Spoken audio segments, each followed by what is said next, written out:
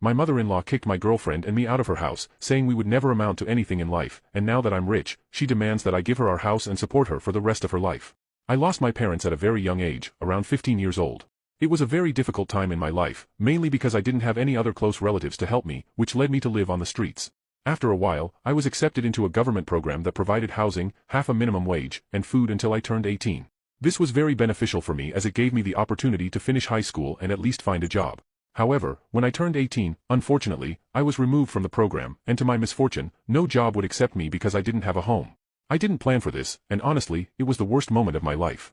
I felt like I had no options and that it was only a matter of time before my determination ran out, but finally, I got a job at a local diner, earning much less than the other employees, but I was happy. And it was there that I met my current girlfriend, who was a regular customer at the diner. We would talk for hours when she came in, and we started to get to know each other, eventually dating, and 6 months later, I moved in with her. My mother-in-law never liked this, and I understand, given my situation, it would be almost impossible to change my life, but I tried.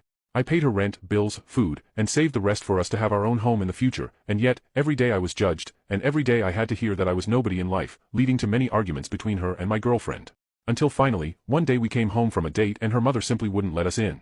We asked to at least come in to get our clothes, but she just laughed and said she had already sold them all, and that she had taken the money we had saved too, and that she would no longer support two people who would never improve their lives.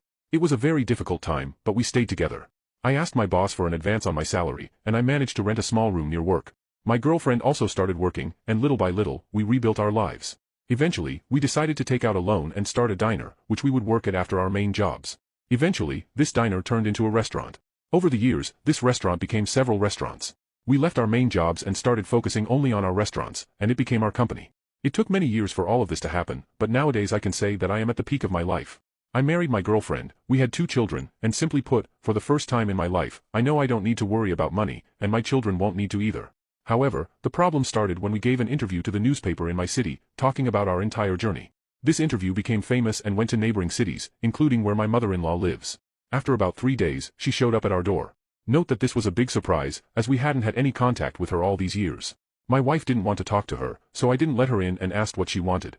She just said she wanted to see her grandchildren and talk to us about other things. I laughed and said she didn't have grandchildren because my wife no longer considered her part of the family. She just huffed and said she didn't care about that anyway, and that she only hoped we would deposit the money into her account soon and transfer the house to her name.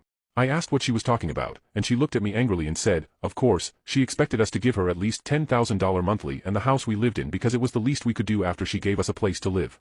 I told her I had paid her rent and bills for years, and that was more than she even deserved, and she wouldn't see a penny more of my money ever again. She started screaming and saying we were ungrateful and that she would sue us, and I just laughed and closed the door. But to my surprise, she actually sued us, claiming she deserves compensation of over $1 million for the time we lived in her house. Honestly, I don't even know if there's a possibility of her winning this lawsuit, but we'll see tomorrow. I can't believe she came looking for us after so many years just for this, and I guarantee, I'll do everything to ensure she doesn't receive a single cent of my money. You can now check if there's a part 2 by pressing share and more.